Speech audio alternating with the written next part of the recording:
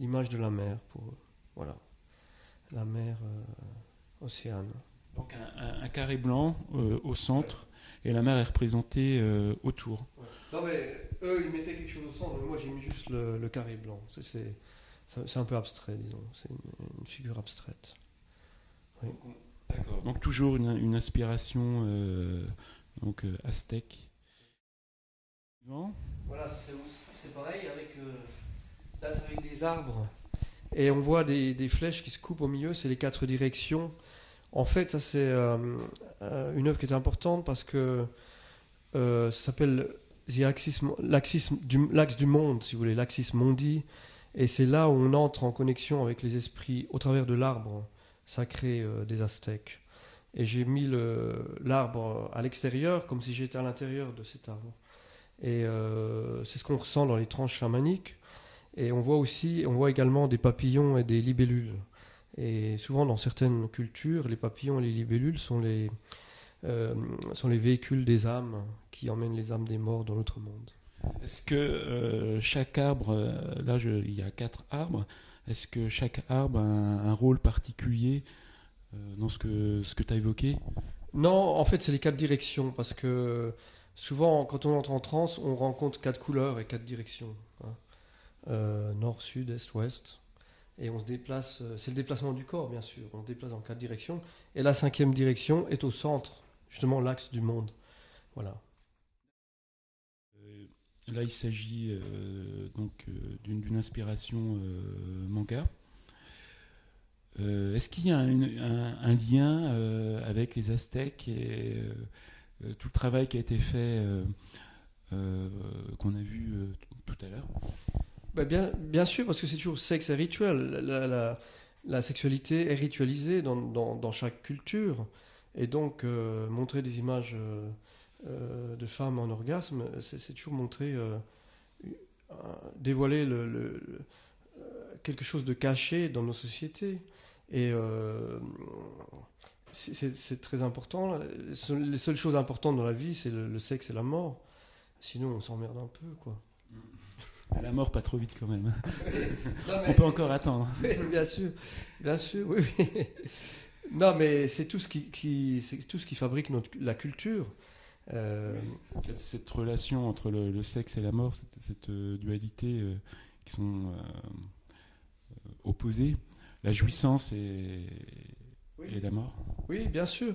Mais non seulement ils sont opposés, mais ils font partie du même univers. Je crois que c'est une erreur de les opposer. C'est toute une énergie globale qu'on peut rencontrer justement dans les trans, puisqu'on sort du temps linéaire.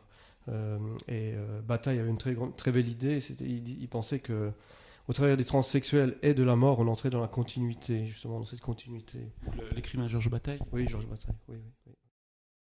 Donc, un sexe, ça fait peut-être penser à l'origine du monde de Courbet.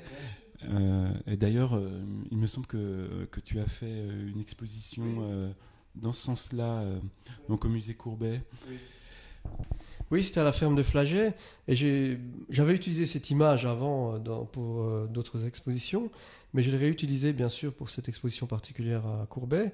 C'était un petit clin d'œil un peu humoristique de son tableau. Et souvent on me demande quel est le rapport à Courbet. Bien sûr, on est tous, que l'on soit homme ou femme, on sort tous d'un sexe de femme. Donc c'est vraiment la grotte universelle. Hein. Et c'est ce qu'on connaît le mieux, puisqu'on est resté dans le corps d'une femme pendant 9 mois. Voilà. Et bon, là, il y a des graffitis dessus. C'est un peu le rôle de la bande dessinée de décharger un peu les angoisses humaines pour trouver un peu des jeux ludiques par rapport à la sexualité, qui est toujours un peu trop tragique dans nos sociétés. Et dessus, c'est un manga qui est un peu surérotisé, disons, avec des gros seins et des gros sexes. Bon, voilà. Et ça m'amuse de travailler comme ça. Et aussi, il y a une énergie un peu enfantine dans ces travaux. Il ne faut pas trop se prendre la tête par rapport à l'art. Hein. C'est aussi un jeu. C'est aussi un jeu. D'accord. Donc là, on est parti sur un travail peut-être un peu différent, avec une répétition de motifs. et donc on dirait un monochrome, couleur rose. Oui, c'est un rose orangé. En fait, c'est une idée qui me vient de dessins hindous. Et les hindous sont les plus forts dans la couleur orange, les violets et les verts. Et en fait, ça désigne des états de conscience différents. C'est-à-dire que pour certains sages, là il y a combien? 9, je crois. Il y a 9 niveaux de conscience différents. Bon, chez nous, il y a le conscient, l'inconscient. Mais chez eux, il y a 9 niveaux de conscience différents. Et 18 sortes de vides. Donc c'est vraiment cette philosophie, et cette réflexion intellectuelle par rapport à notre monde, au monde qui nous entoure et à notre réalité et à la capacité de l'individu de transcender sa réalité pour entrer dans des niveaux de conscience différents. Ça existe aussi chez les Aztèques, il y avait 3 niveaux de sous-sol, underworld, comme on appelle, et 7 niveaux au ciel. Donc tout ça était réalisable au travers de l'Axis Mundi dont on a parlé tout à l'heure. Jung s'était beaucoup intéressé à la culture asiatique, et il parle justement de ces moments transcendants de différents états de conscience.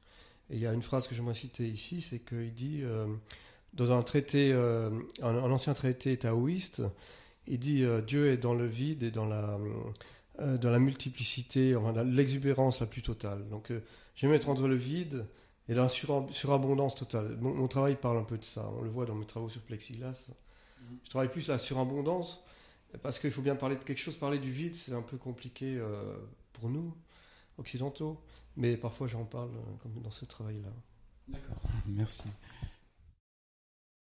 En fait, ça c'est la mémoire d'un rêve profond que j'ai eu à New York, où j'ai rencontré l'âme des morts. Et en fait, l'âme des morts part pas d'est en ouest, mais de ouest en est, et après est enveloppée dans une espèce de spirale. Et au milieu de cette spirale, il y a la lumière. Donc bon, je ne sais pas du tout si c'est vrai ou pas, mais c'est une expérience que j'ai vraiment vécue. Et cette expérience était assez transcendante. Et ça m'a appris d'une part ne pas avoir trop peur de la mort, et de rencontrer cette énergie cosmique. C'est vraiment, ça c'est l'énergie cosmique pure, quoi. Le vortex, bon, ça peut être un trou noir, ça peut être une galaxie, mais peu importe. C'est vraiment une énergie englobante, et dans laquelle il ne faut pas avoir peur, il faut se laisser aller, vraiment.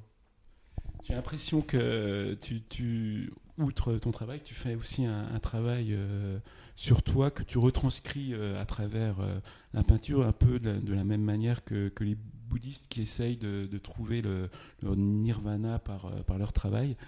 Oui, ils trouvent le satori, exactement. Oui, oui. Oui, pour moi, être artiste, c'est avoir une démarche spirituelle. C'est de partir de A pour aller à Z et retourner à A. C'est pas tellement important d'être à un point ou à un autre, mais c'est important de comprendre comment on peut faire un peu évoluer les choses, et non pas d'être meilleur ou pire, mais de rencontrer le maximum d'informations, et puis après on arrive parfois à la simplicité. Voilà. Un petit soleil au centre, et ce motif il se répète, j'ai envie de dire presque à l'infini. Voilà, exactement, oui, c'est la répétition infinie d'un motif. Comme Henri Michaud disait dans une de ses transes, il dit j'ai rencontré les mille dieux.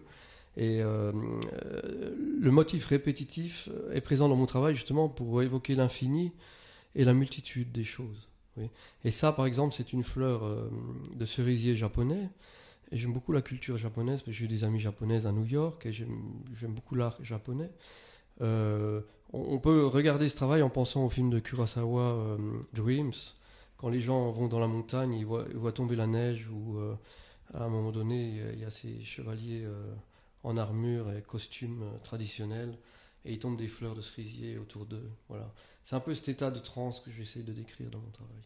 D'accord, en fait, c'est des fleurs qui sont blanches à l'origine. Blanche rose.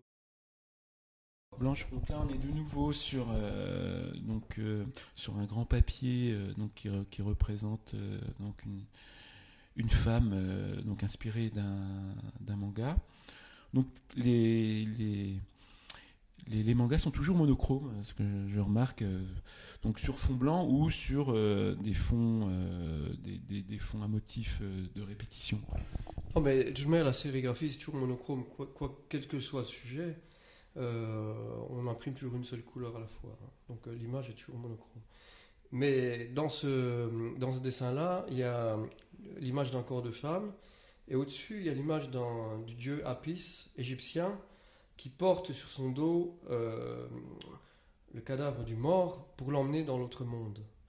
Et derrière, il y a aussi des espèces de triangles, ce dont je vous ai parlé tout à l'heure, dans l'âme des morts qui quittait la terre. Bon, c'est une espèce de triangle comme ça, et qui se répandent dans l'espace.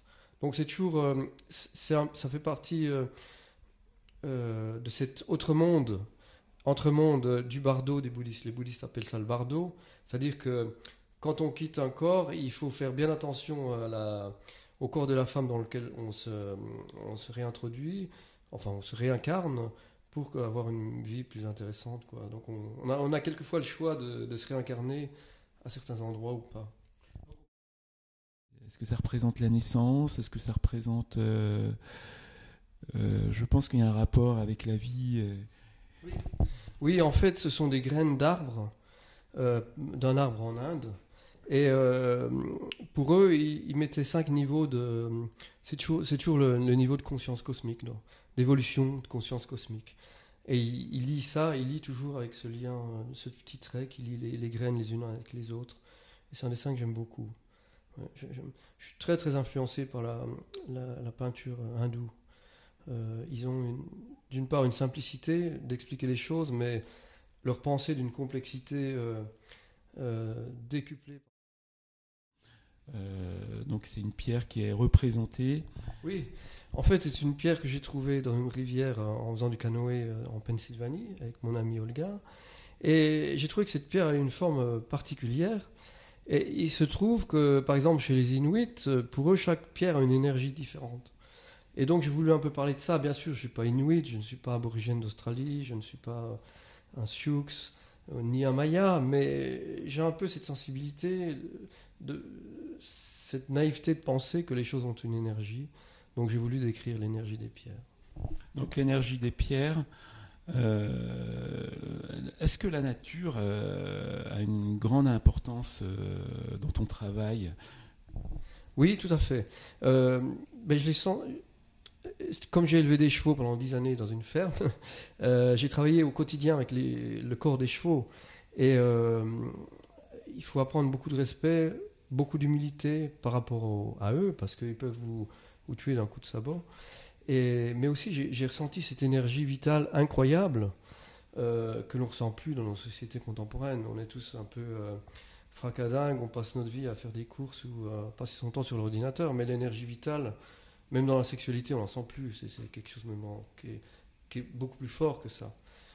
Quand vous emmenez un étalon saillir une jument, ça dégage de tous les côtés, quoi. C'est vraiment l'énergie pure. Et hors de la culture. C'est vraiment quelque chose de... C'est la puissance à l'état pur, vraiment, je ne peux pas dire autre chose.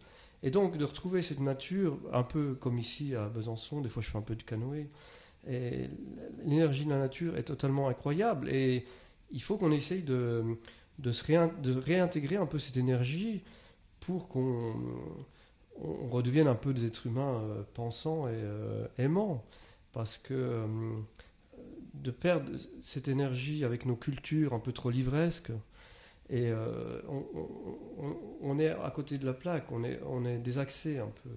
Il est bien d'être grounded, comme on dit en anglais, d'avoir les 2 pieds sur terre et de dire bon, ben ça c'est une énergie et je suis en harmonie avec elle, ou je suis en contradiction. Il y a des énergies qu'on peut pas travailler avec lesquelles on ne peut pas travailler. Mais j'aime bien l'énergie des pierres.